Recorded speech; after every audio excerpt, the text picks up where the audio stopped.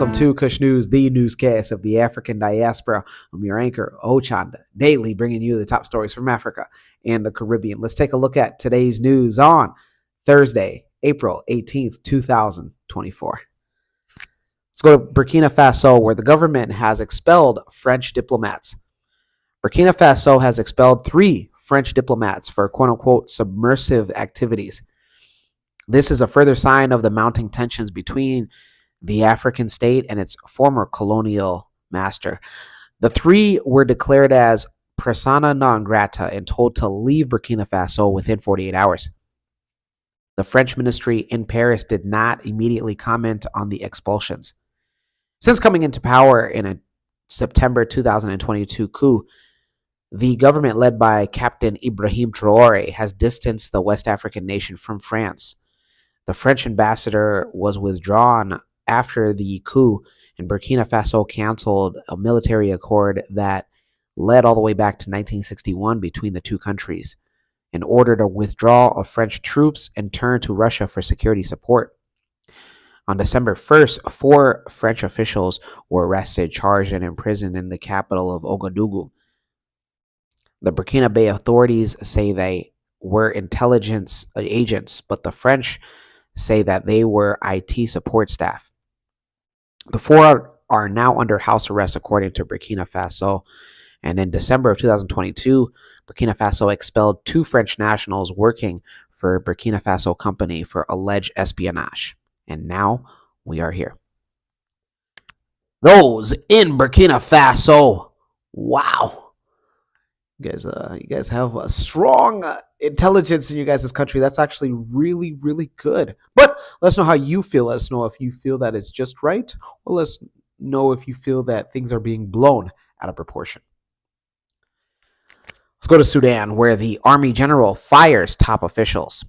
Lieutenant General Abdel Fattah al-Burhan, commander-in-chief of the Sudan Armed Forces, has dismissed and replaced Foreign Minister Ali El-Sadiq, as well as governors of Kassala and El Jed Arif. Reliable sources attribute the dismissal of the governor of Kassala to escalating disagreements with the High Council in the country. The dismissal of these officials comes after the war in the country has reached its 1-year mark back on April 15th, and many doubt that fighting will cease anytime soon. Those in Sudan, let us know on your thoughts on the dismissal of top officials, especially the Minister of Foreign Affairs. That's something. And let us also know on where do you think that this war is going. Do you think that that another year will pass by and fighting will still continue? We want to hear from you. Let's go to Zimbabwe, where they celebrate 44 years of independence. On Thursday, Zimbabweans celebrate the 44th anniversary of independence from the United Kingdom. It's a national holiday that invites citizens to reflect on the country's history and look into the future. What is now Zimbabwe became known as Southern Rhodesia back in 1898. This was named Rhodesia after Cecil Rhodes, a genocidal Brit who had every intention to wipe out the local population for his racist agenda. The fight for independence was led by Robert Mugabe against the racist regime and led to the Republic of Zimbabwe back on April 18, 1980. Zimbabwe's 44th independence anniversary celebrations on Thursday were held under the theme Unity, Peace, and Development, and towards a vision of 2030. The festivities were centered at the Murrambinda B High School Stadium in Manakaland Province. On Independence Day, the government, especially the president, Emerson Mnangagwa, aka the Crocodile, granted amnesty to over 4,000 convicts and pardoned the death sentences of all inmates who had been on death row for more than 10 years. Those in Zimbabwe, happy Independence Day from Kush News. Wow, 44 years of independence led by Robert Mugabe. Also, let us know how you feel about Robert Mugabe. I know that criticism about him I've seen just online, but we want to hear directly from you. Once again, from Kush News, on to you guys in Zimbabwe. Happy Independence Day. When we come back, we'll have today's African proverb of the day. Don't go anywhere. Yeah. Right? Where specifically are we at, Big Dog? Triple D. Is that Triple D. Triple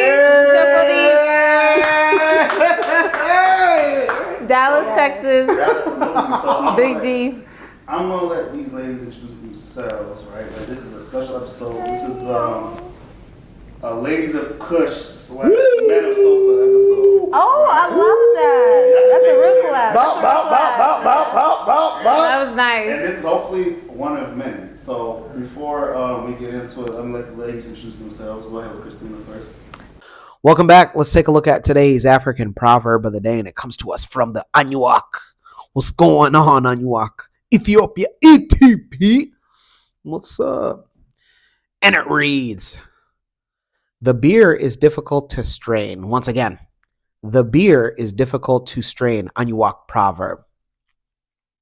The beer is difficult to strain.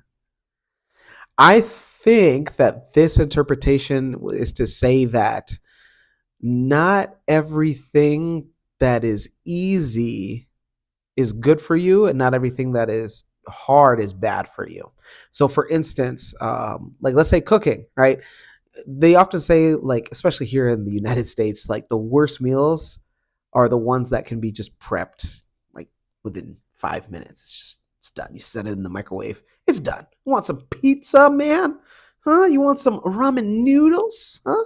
You can go ahead and get it. But it might not be the best thing for you. The things that are the best for you usually take time. Not only food, exercise as well. You know, those individuals that go to other countries and receive surgeries to get their body shaped to look like models on Instagram. You got to do the work, and it usually takes a long time to reach those body goals. Let me know your interpretation of today's African proverb of the day, as well as your thoughts, views, questions, comments, and concerns on the top stories. Don't forget to hit that like button. Make it your best friend. For Kush News on Kush Convos TV, I'm Ochanda. We'll see you soon.